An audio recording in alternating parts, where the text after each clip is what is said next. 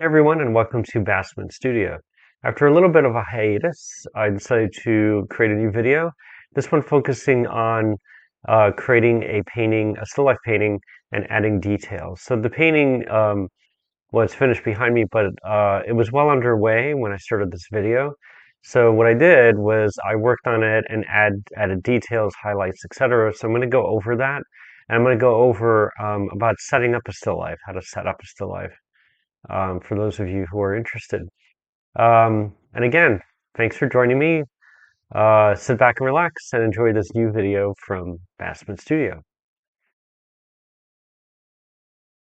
So here's the still life.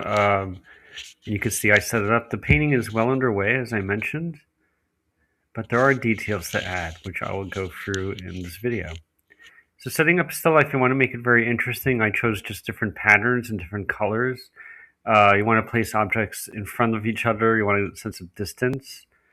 And before I do that, before I actually begin the painting, I just set up my palette and putting several colors on my well-used palette, as you can see. And I'm going to start with the highlights.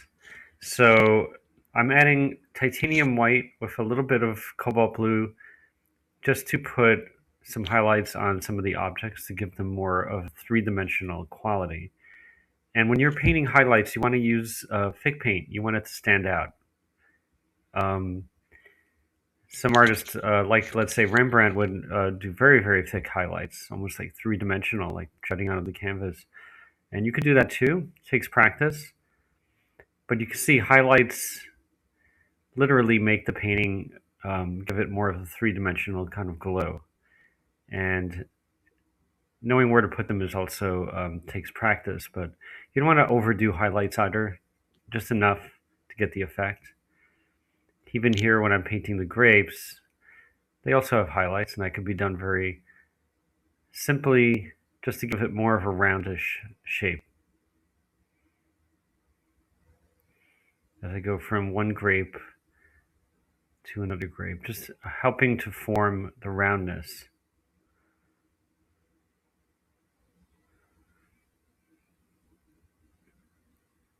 And again, I'm not getting into too much detail yet. Just putting the lightest lights in the painting, just to push it forward a little bit. And this is titanium white with a little bit of blue to give it a kind of a cool, because we have natural light coming in, which is very soft. You're just adding a bit of violet just to give the painting a bit of a pop, a bit of a color. And you can see it actually helps with the three-dimensional quality of the painting. If you're curious, this paint pigment is called quinacridone violet, which is a beautiful, strong violet color. It's just beautiful to use. But it's very, very strong. And you can see it's becoming a bit more round. And you can see there's details on this Chinese bowl, which I'm going to add.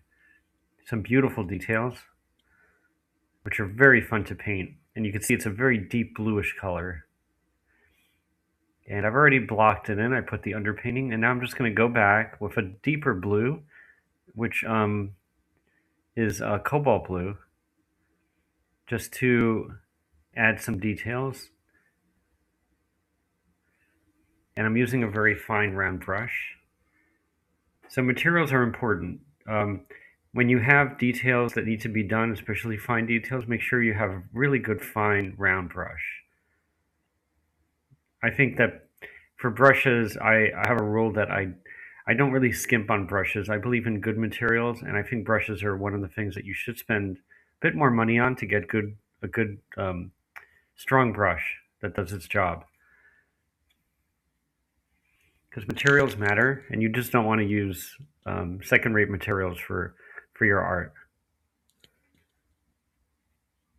And right now I'm just going around and adding sort of like creating more of a finish to details. And the choice is mine as far as I want to go in the painting is my choice. And some artists, of course, go very far. And here is the other vase. You can see beautiful, deep blue details surrounded by like this golden yellowish color, which is just gorgeous to paint. So that's my second step. Still using cobalt blue, but now adding detail just like I did with the Chinese bowl, just to give it more of a finished look. Any of the soft lines, etc., the sharp lines, can be done now with this very fine round brush. And also keep in mind at this point, most of the painting is dry, so it's a little easier for me to go around and do all this detail. It's not painting wet and wet in some areas. And you can see it's just adding more of a three-dimensional quality to it.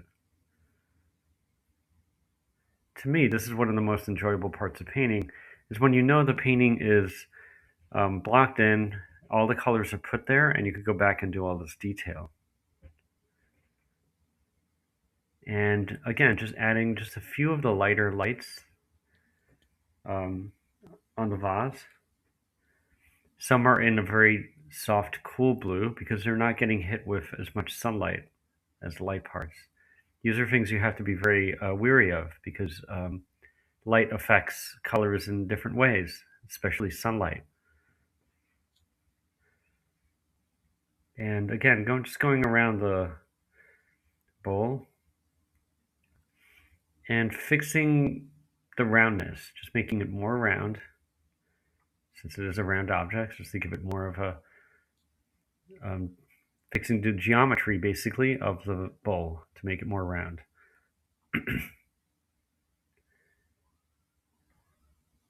And I haven't switched brushes. This is the same brush I started with, so it's.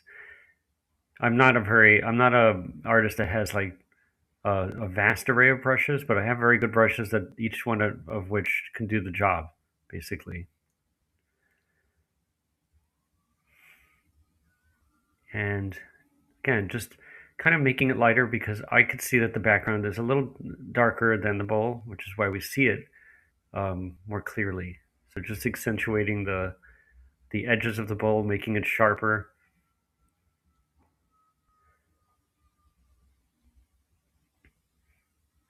And just going around with this really fine round brush. Now I'm going to work on these aren't real, by the way, but these branches that are coming out from the vase, and they add a bit of a greenish quality and kind of a cool quality to the still life. So just a few touches of light cobalt blue in some of the lighter areas, just to, again, give it some sort of a power to it. This is more of an impressionist thing to do. And again, as much as I want or I choose, I add as much detail as I choose to do. Enough detail to tell the story, basically. And then the background, I just go back with a very soft brush to pretty much like push forward all the objects. Background is very important because that affects the foreground, just to push things forward. And I'm just using a very soft brush at this point to flatten out the brush strokes a little bit in the background. And this is done very thinly. And since the background is kind of this grayish, whitish, yellow color, and I just go around to every object to soften, to see what I could pull out from the background.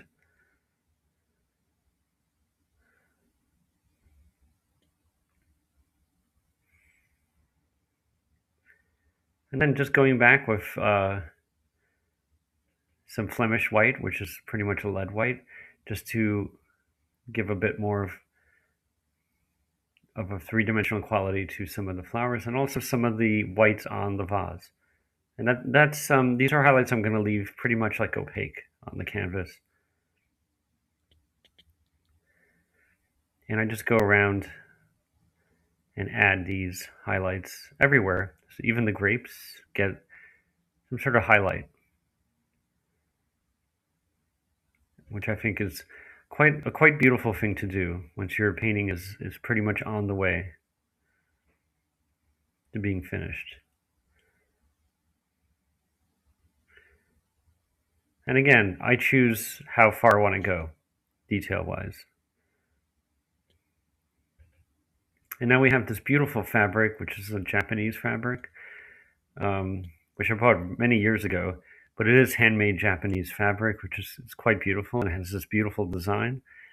So now we're just going to work and add the color to that. So I have the underpainting, and I'm just going to go back and just accentuate the color a bit more, make it more powerful.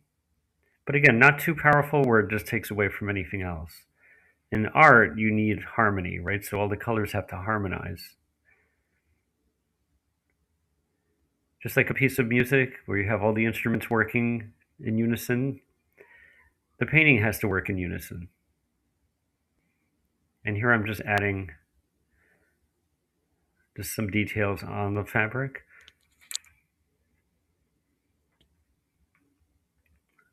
Again, I'm not going to add too much detail, just enough.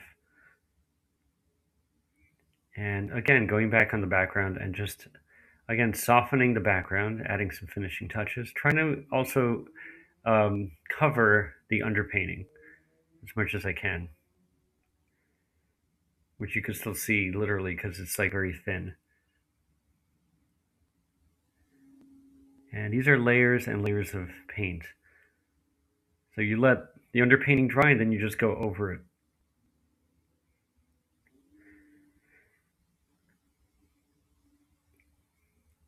And you can see the beautiful shadows between the vase and the bowl and all this beautiful details. The colors are very muted in some areas, and in some areas very sharp and dark.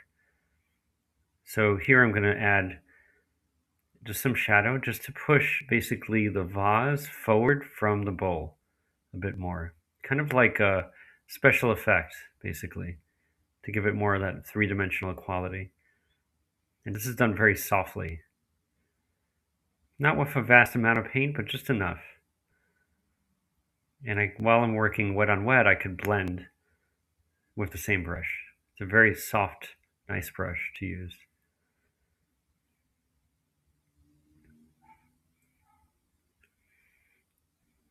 And you can see it's actually pushing the vase forward and making the bowl look more three-dimensional. And again, I could add deeper shadows on the fabric. Again, just these are final details, and these are meant to push things forward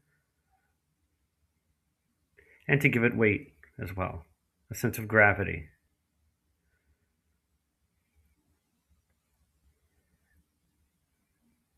And this is a very deep brown color.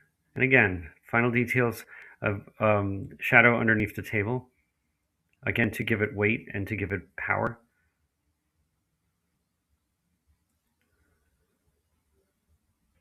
And a very rich golden color.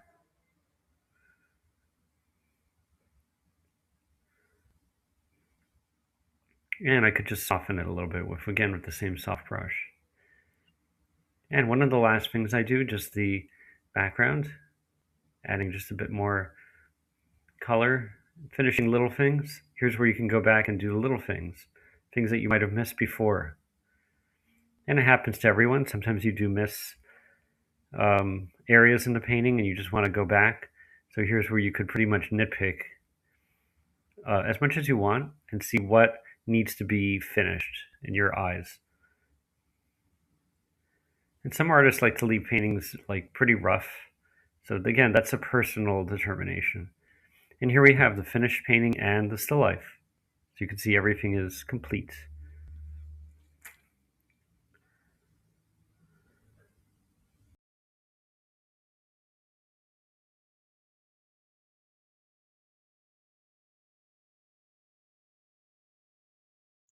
Well, I hope you enjoyed that video from Bassman Studio. Remember, if you'd like to see new videos coming up soon from Bassman Studio, please subscribe to my channel to be updated on new videos at Bassman Studio.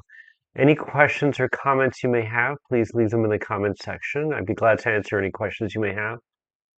If there's a certain video you'd like me to create, I'd be willing to listen. If you have any suggestions about something area I have not covered yet.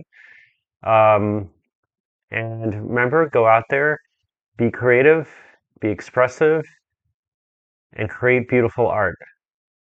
I'll see you next time at Bassman Studio. Have an amazing day, everyone.